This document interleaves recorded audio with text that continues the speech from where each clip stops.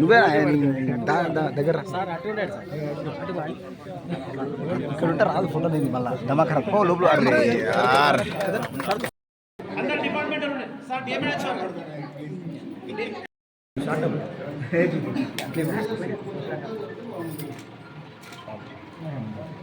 ఊర్లో కూడా వివిధ పళ్ళ దవాఖానాలు ఓపెన్ చేస్తున్నాం. వేరే వేరే ఊర్లలో ఇనాగ్రేషన్ చేయడం జరుగుతుంది. అట్లనే కళ్యాణ లక్ష్మి చెక్కులు కూడా ఇందాకనే రాయపర్తి మండలంలో పంచడం జరిగింది. కళ్యాణ లక్ష్మి అయినా సీఎంఆర్ఎఫ్ అయినా ఏవైనా ప్రజాప్రభుత్వం అధికారంలోకి వచ్చినప్పటి నుంచి ఎక్కడ కూడా ఆగకుండా ఇమీడియట్గా ఇవ్వడం జరుగుతుంది చెక్కులు అనేది. ఇంకా అభివృద్ధి పనులు అయితే ఎన్నో జరుగుతున్నాయి. మన నియోజకవర్గంలో పాలకుర్తి నియోజకవర్గంలో ఇప్పటికే 2000 కోట్లకు పైబడి అభివృద్ధి పనులు జరిగినాయి. రాయపర్తి మండలానికి కూడా గోడౌన్ వచ్చింది 14.5 కోట్లతోటి. అది ఆల్రెడీ పనులు కూడా ప్రారంభమైనాయి. ఇంకా కూడా ఎన్నో అభివృద్ధి పనులు చేసుకునేది ఉంది. అవన్నీ కూడా అందరి సహకారంతో తప్పకుండా చేస్తాం.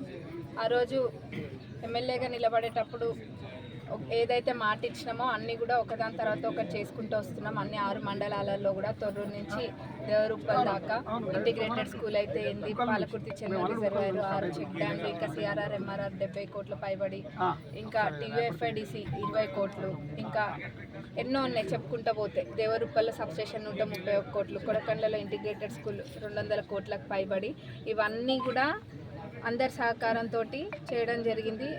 ఆ రోజు మీకు ఇచ్చిన మాట ప్రకారంగా మిగతా పనులు కూడా అన్నీ తప్పకుండా ఇంకా 3 ఏళ్ళు ఉంది మనకు, అన్నీ కూడా చేసుకుంటూ ముందుకెళ్దాం. ప్రభుత్వ సంక్షేమ పథకాలు అయితే అందరికీ తెలిసినవే. ఉచిత బస్సు ప్రయాణమైన, 200 యూనిట్ల కరెంట్ అయినా, ఆరోగ్యశ్రీ పరిమితిని 5 లక్షల నుంచి 10 లక్షలకు పెంచడము, ఇంకా ఇంద్రమ్మ ఇల్లు అయితే ప్రతి పేదవాళ్ళ కళ నెరవేరుతున్నట్టు ఉంది. ఎందుకంటే ప్రతి పేదవాళ్ళకు ఒక కళ ఉంటుంది జీవితకాలంలో, మంచైనా చెడైనా మన ఇంట్లో కావాలని. మరి అట్లాంటి ప్రతి ఒక్క పేదవాళ్ళ కళని తీరుస్తున్న ప్రజాప్రభుత్వం మనది.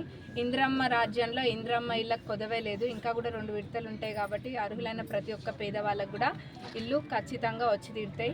అట్లనే మొన్ననే నూతనంగా ఎన్నికైన సర్పంచ్లు ఉన్నారు. వాళ్ళు కూడా ఊర్లలో ఏవైతే అభివృద్ధి పనులు అవసరం ఉందో అవన్నీ కూడా తీసుకొని వస్తారు. తప్పకుండా ఊర్లలో కూడా అభివృద్ధి పనులు ఒకదాని తర్వాత ఒకటి అన్నిటికన్నా ముఖ్యంగా ఆరోగ్యం చాలా ఇంపార్టెంట్. చాలామంది ఏం చేస్తారంటే, ముఖ్యంగా ఆడవాళ్ళు ఏం చేస్తారంటే ఆరోగ్యంని నిర్లక్ష్యం చేస్తారు.